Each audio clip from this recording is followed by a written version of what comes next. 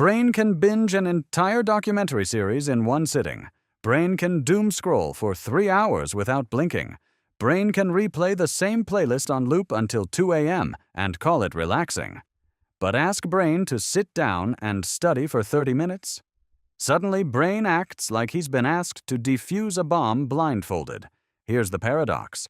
Brain knows that studying, exercising, or learning a new skill would pay off.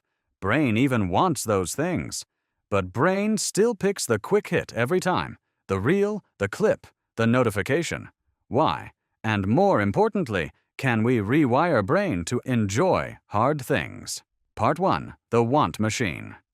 It starts with a chemical Brain produces himself, dopamine. Most people think dopamine is the pleasure chemical. It's not.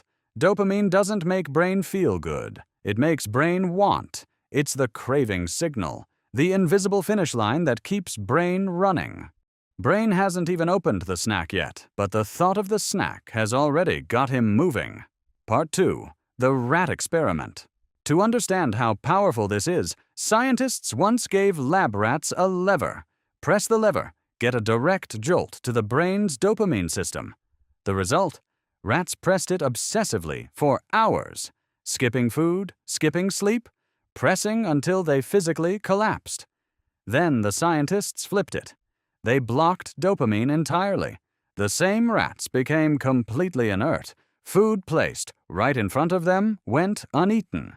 They weren't sick. If food was put in their mouths, they chewed it happily. They just had zero motivation to reach for it. Brain works the same way. Dopamine isn't about enjoying the reward. It's about making Brain chase it. Part 3. The tolerance problem.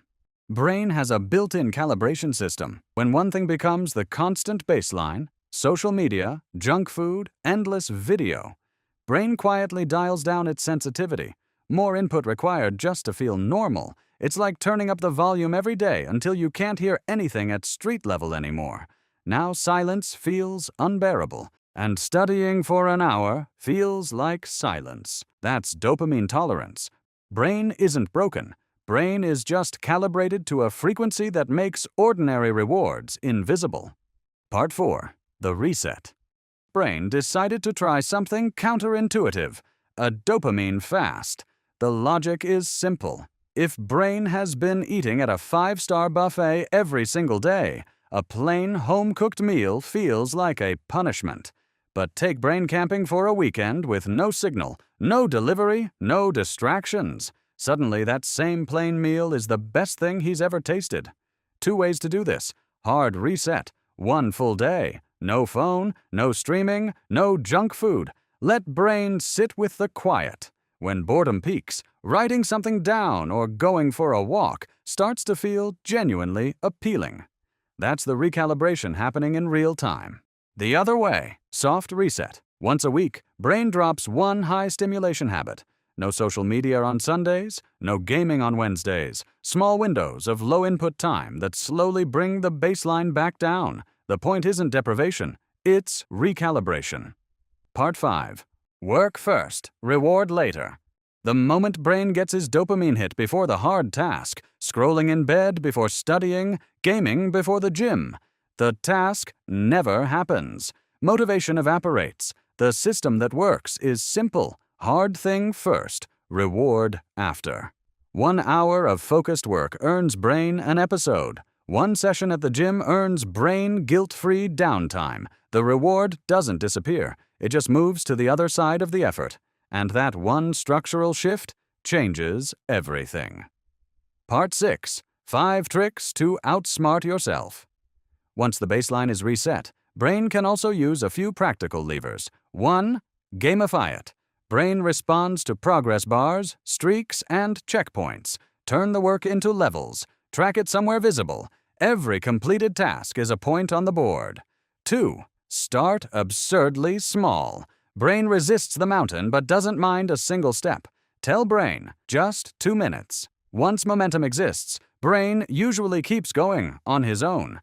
3. Micro rewards. Small immediate payoffs after small wins. 1 page written.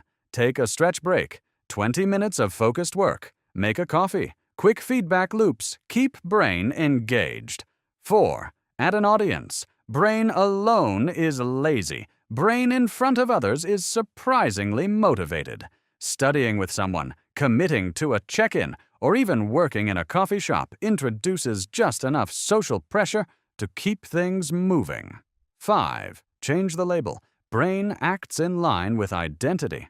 I'm bad at focusing produces one kind of behavior. I'm someone who trains their attention produces another. The story brain tells about himself shapes what brain is willing to do. Part 7. The real question. Dopamine isn't the enemy. It's why brain builds things, learns things, and keeps going.